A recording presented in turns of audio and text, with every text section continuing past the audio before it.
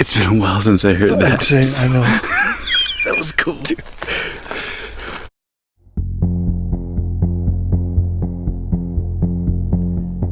After visiting Iowa, California, and Washington, the events of this Sasquatch summer will conclude in Idaho. This is where Tate, Ron, and Jonathan will spend a few days looking for the creature known as Sasquatch. This is the team's final stop on their expedition, and with only a couple of days left, they head to their first spot as they get ready for darkness to descend on the mountain. Walking these roads would be a good bet. I mean, they're nice and wide, and the drop-off next to them, there's a lot of game trails that go in and out of there.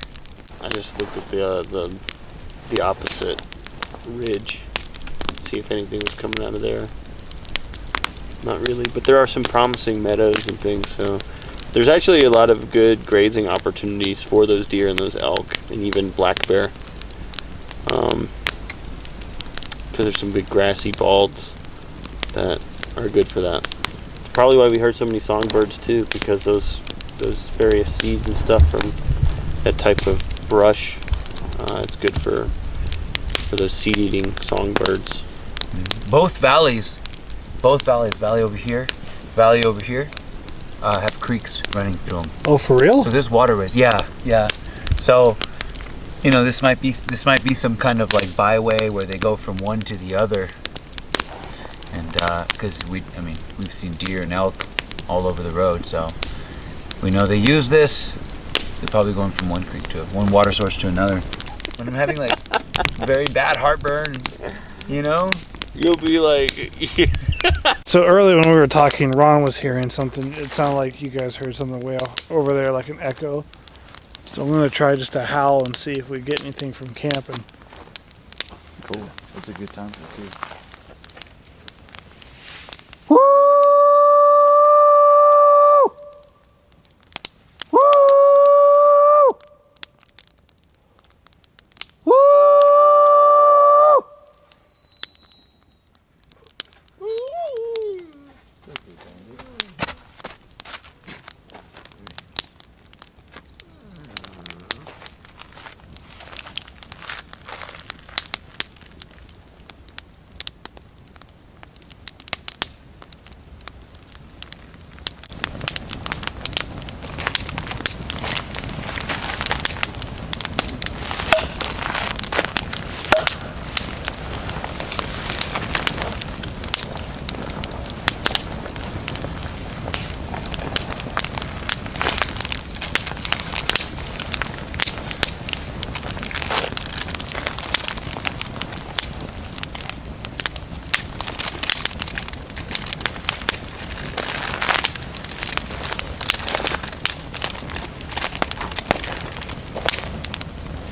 Hear that? Mm-hmm.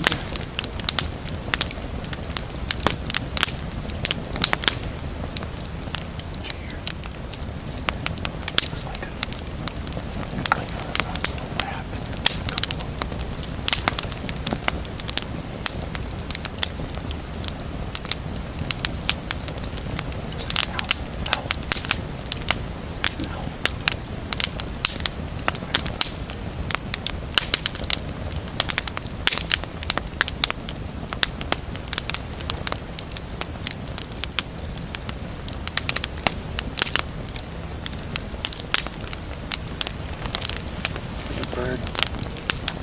It's over and over. Whoop, whoop, whoop. So we did a call. I did a couple of calls, and we're hearing this like owl thing or something responding off in that direction. It's like whoop, whoop, whoop, like every 3 seconds. I don't know. So we're kind of listening and seeing what it is. Oh, I see an animal of some kind. It's definitely moving too.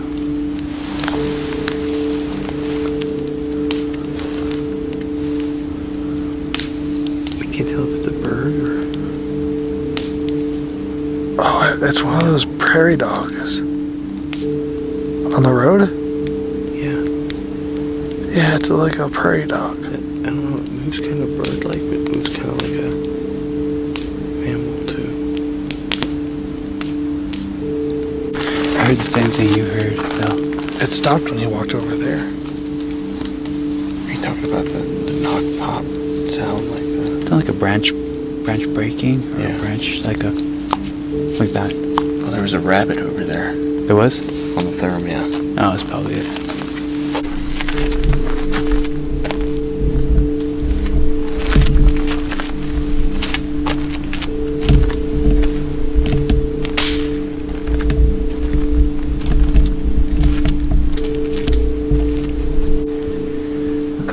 A couple hot spots in there, but they're all trees, it looks like, for now. I can hear something crunching and cracking just forward, but it's probably just birds. That sound we're hearing is weird. It's like a It's rhythmic, so yeah. some sort of owl or even like a dove, or Do you think? I mean, some owls, sort of bird. Owl, Sounds like yes, some sort of bird. I don't, yeah. The night so far at this location is yielding odd sounds. Then, unexpectedly, they hear something that tells them they are not alone. My phone's spazzing out, dude. So we're sitting here around the fire. We're just having a conversation. I paused you for a second because I thought I heard something over there, and in the middle of that pause, we heard a. That was a pretty clean knock sound. I mean, clean, and we were quiet for it. There's no doubt. And we weren't filming either. But we looked at each other. Dude, we're gonna have to go out down that road. Yeah, That was a clean knock, dude. It was a great knock. Yeah.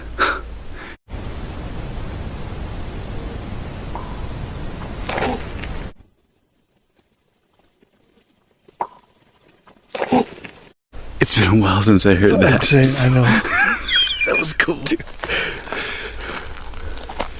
Okay, so I think we get our gear and we go now. While the getting's good. What do you think, Ron? You down? Yeah. All right, dude. I can't believe you didn't hear it. Like it sounded like a baseball bat. Yeah. Trust me, I'll hear it later. I'll play it back on the audio. That was clean, dude. There's no way your audio didn't get it. Your audio got it, dude. Like, had we been rolling, like, cameras, we would have got it.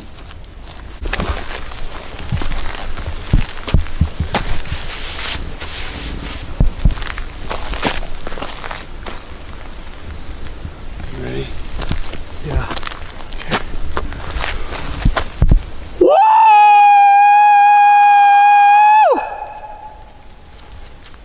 Yeah.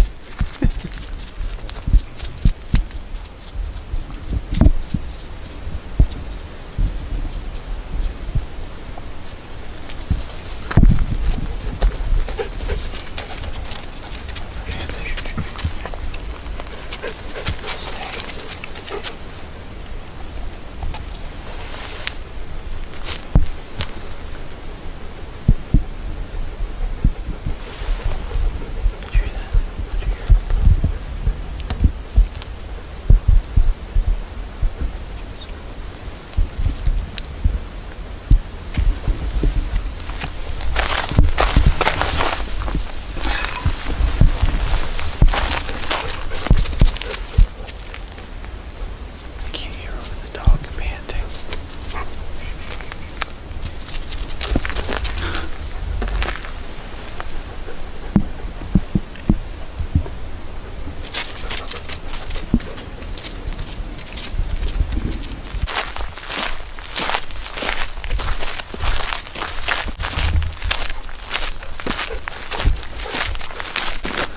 I walked up a little bit one of these hillsides because there were like prints that looked like feet. But once I stepped on it, I realized that you just step on it and it's like the whole freaking mountain annihilates. Like, so, not feet. Anything could have done that. But it was fun.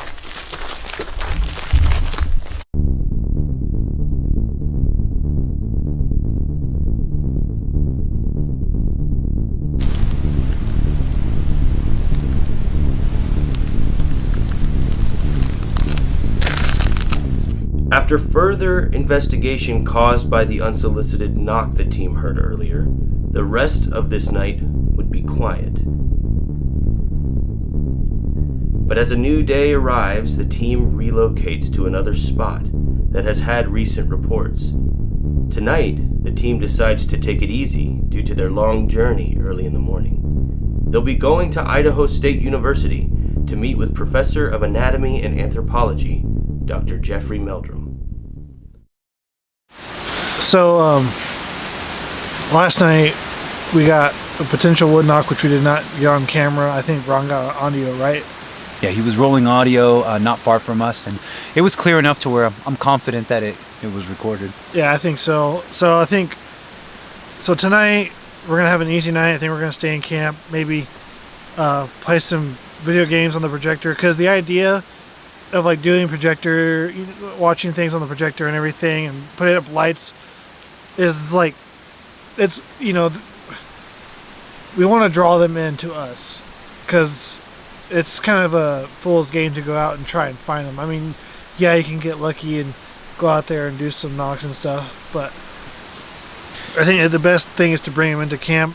And so for that fact, we're doing that. And the other fact is we got to wake up really early tomorrow to go see Meldrum at Idaho State University, just about a 5-hour drive from where we're at. Yeah. If they've proven time and time again, if you talk to the right people and look at the right, videos and hear the right stories, they're curious beings, primates, whatever they are. They're curious, and when you do strange things that are not typical of your typical campers, they're going to want to come check it out. So that's the goal of doing all this weird stuff, all this weird non-camping stuff while you're camping. Yeah, I just think that if we do that, and then maybe in between playing games or watching a movie or something, we pause it and take a walk up the road just to keep an eye out, see if there's any eye shine or something in the vicinity in the process of checking us out. Then it's kind of a best of both worlds situation. You're out there looking for sign, looking for a presence, but then also trying to pull it in and having fun in the process. So it's a technique that we haven't really done too much in the past, but we are hitting it really hard this year, and it seems like right around the corner, we're making some other observation. It seems like it's a step in the right direction. This I don't know if we talked about this before, but this place has a little bit of almost like a louse camp vibe. It does. Yeah, and the reason it gives me that vibe is because, one, you have the creek right behind us, so you have the creek sound, but you can hear birds and chirping and little sticks breaking and all that stuff around here. But the thing is that we have a ridge right behind this camera that I'm looking at up here, and it's like kind of hikeable. And there's a ridge right behind us. There's a ridge right behind us, so if something was curious and wanted to peep in on camp, this is the perfect place to do it. And in my experience, in the Sierras and other places, that's the way to go. I mean, if you have the high ground advantage to look down, you're going to do it, and you're not counting on that.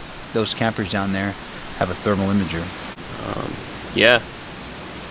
I'm a little bit, because we're next to the creek, I'm questioning how good rolling audio will do us, but to their advantage, they might be more confident coming in close. Yeah. And so if they're not intimidated to come in and get a closer look, then that's more potential than the quietest place on earth, where they're afraid to take a single step and betray their presence. So it's I think they have the creek to their advantage for sure. Yeah. Well, and that's another thing that we can keep our ears open for. I mean, we know the sounds of the current. We've been hearing them all day. If something starts splashing down there, that could tip us off to step out with the thermal and look down the creek. Well, I thought earlier today I heard a wood knock over that direction, kind of behind us to our right over here. Because we were setting up camp or something. I was like, did you hear that? I thought I heard a wood knock. Yeah. And there was only one knock. So a lot of the places we've gone and heard, like, knocks that we know that are legit, have been only one. If it was a Sasquatch, we might get a visitor tonight. Yeah. But the fact that we got to turn in somewhat early tonight also sucks, but maybe it's for science. It's for science. It's not because we're being lazy asses or anything. Like, we have to get these. It's our due diligence to get these hairs checked by a scientist. Meldrum only has a few hours open because he has a trip he has to go on. But Ron, what do you think of the hairs? Well, we know that there's bear in there, textbook bear behavior. But the thing about those trees from Laird Meadow is there's all this resin from leaking from the damage sustained by one or more animals, and a few animals have walked by there and left their hairs caught on that sticky residue. And I mean, stranger things have happened. It could just be a very fortuitous opportunity, and it could have been a Bigfoot walking by. It could have been a couple of days before we arrived or a couple of weeks. It's hard to say. But based off of what when Damon went up there and had his hair looked at and got a completely different result, we realized that in this envelope is a history of all these animal interactions with this tree from a very unspecified period of time. And so it could have been just a couple of bears, it could have been something else too. Like, we don't know how many different types of hair are in there. And so it would be irresponsible to look at 2 samples and then call it a day. Mm-hmm. That's like going into a football field where a stampede of various animals have walked through and saying that only a dog ran through that area of space because that was the first track you saw. If we have the professional opinions available, then we should really ask them the questions while we're out here, get some type of conclusion, or at least if we could just narrow down what it isn't, that's a step in the right direction. I agree. And I'm looking forward to meeting with Meldrum because I recently got my own microscope, to work out of Wisconsin. And every bit of information, every second that he's explaining the process to us is something that I can apply later on as I kind of work from home and try to make the same observations. So I'm looking forward to it. I've been getting more and more excited as we get closer to this day. So if we oversleep, I'm gonna be upset. And I'm not gonna oversleep. I just might give up Bigfoot altogether. If we drop the ball that hard, I'm gonna switch to Nessie, buddy. You're gonna see me hunting the Rougarou out there. So we found these in Laird Meadow, Okay. where Patterson, back in '64, took his cast, and not far from where Titmus also made some casts in a little pond up there. And so we kind of found those locations, and we were scouting out Laird because we had some potential activity the year before. We heard some knocking sounds, and just the investigation that we had with some filmmakers out there kind of led to that. And as we were patrolling the area in the daytime and looking for trail cameras, there were a couple of trees that had these animal hairs in them. And they were about eye level, but then there were a couple that were very high up, and some of the hairs looked a different consistency and longer than what we would think would be black bear. Okay. We did take a look at Cliff's Museum. I had a couple samples, and one had a medulla and characteristics of the bear hair, and so we've looked at those. We took several samples in here, and some of the properties of the second hair that we looked, it didn't have a very prominent medulla. It looked different, and then another person took a sample from the same tree, and Cliff and the guys at the museum said that was it fit the description of a Squatch hair. Okay. So, or potentially.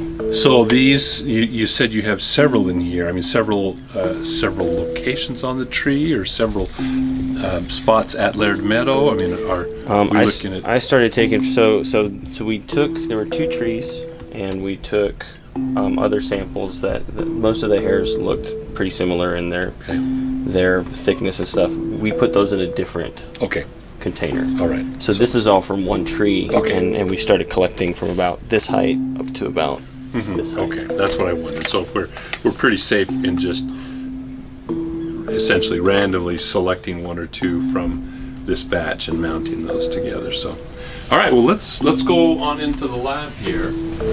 There we go.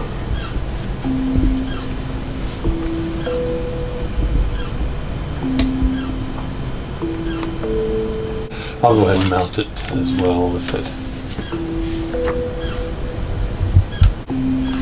Oh, that one you can see the structure of the mandala. So originally I went out there with the gloves and the envelope, and I tried to keep my face away from all the samples, just in the event that they looked promising, Right. we could take the next step. And the reason that he went up there and reached up and grabbed it without gloves and everything else, and so I was like, well, if we have a good find, I don't want to cross-contaminate, so I'll let him have one hair. And then he seemed to, based on the microscope, he got the most promising hair because it caught his eye because of the length and the height. And He took that down from about 7.5 feet. I see a strand there. Yeah, it's there, but see if you can get it in sharp focus for your eye. But it lacks a medulla. It seems to lack a medulla. I think there's a little tiny, Is there a little in the center? just a little. It's extremely sliverette. fine hair compared to the others. There's a tiny bit fragment of a medulla Okay. on one piece. Okay. Just like the So- one we saw at Cliff's when we had the other one. That Yeah. might have been the same hair, You think? potentially. So that one could be something. It seems to be extremely fine. It's much finer than 65 microns. I mean, if So what would that imply? Like if you have a whole hair and there's maybe only one or two isolated sliverettes of them. well, the medulla results from the growth at the follicle, at the bulb within the or the what's the proper term? I mean, the bulb is also synonymous with the follicle, the growing area, and as the hair shaft is formed, which is largely extracellular keratin, just protein, there are cells that are shed, the fragments of which are stacked up in the medulla. Some of the literature is contradictory as to why, what the role of the medulla is, why it's present and absent in some species, like bats, we said, and why would it be absent in some humans. Why the proximate why is because there are no cells shed from the bulb to fill that central region of the hair shaft. But why? What's the function for the lack of? What is the adaptation for the lack of the medulla? No one's really very clear on. That's good. Now, in extreme examples like bears, polar bears, there's the thermoregulatory function of having actually, if you ever see a scanning electron micrograph of a cross section of a bear hair, it is literally hollow right down the center. It looks like one of those extruded Dynel fibers that's folded back on itself. But so why would there be just this intermittent and broken? Why are there examples of broken or discontinuous? There are different terms applied. Medullas. I really can't say with any authority or insight, and I don't know if when you look in the introductory literature, at least anyway, the general literature, it doesn't really address that either. It's mostly been a descriptive science, just identification, comparison, and contrast, not so much what the function of hair is per se. It's just strange. It doesn't look like just that little touch. Sounds like what you described that you saw at the museum. It's tapered. Quite tapered. So, that's perhaps a disqualifier. It turns out that many of the hairs the team analyzed were more than likely from known animals. But of the several different types of samples taken, could some be from a Sasquatch? And with some samples only having fragments of a medulla, or no medulla at all, but having a tapered end, is it possible that the hairs could come from different parts of the body? So the question then is it reasonable that all Sasquatch hair is worn blunt-tipped, or could, on different parts? I mean, I think there's probably differentiation, that even though they may not have differentiated head hair, their head hair and neck hair and back hair, say for example, may be much coarser than the finer hair on their chest and abdomen, their inner thigh and underarm, inner ventral surface of the body. So we just don't know. So that would, that one has potential. The caveat would be these other examples that they were consistently parallel-sided and with no sign of cut and varying degrees of wear. Sometimes they have kind of a stepped, rounded bevel where the wear, sometimes you get ends that are split, kind of crushed and frayed.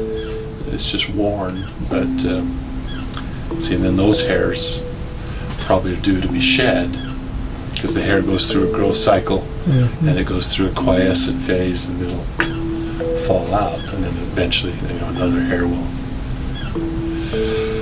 replace it.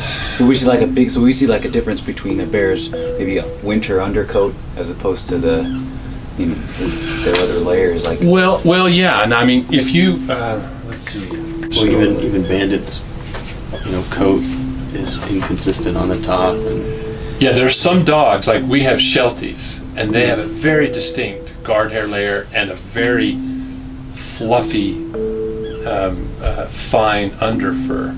And that underfur can get really thick. In the summertime, it's very hot for them. There's got to be some huge variation in animals like beaver that need yes. a water resistancy and then also insulative properties. Until more repeated hair analysis of suspected Sasquatch hairs is done, proving what is or isn't Bigfoot hair will always be unclear. But as this expedition comes to a close, the team has discussed how much excitement actually happened during their trip. They've witnessed everything from hearing knocks in Iowa to possible tree breaks, whoops, tracks, strange animals photographed by a drone in Washington, and hearing knocks during the expedition in Idaho. However, it's unfortunate that what the team experienced isn't enough to prove or disprove anything. The only thing it does prove is that there's something strange occurring in the forest of North America. And because of this, there will always be a search for SABE.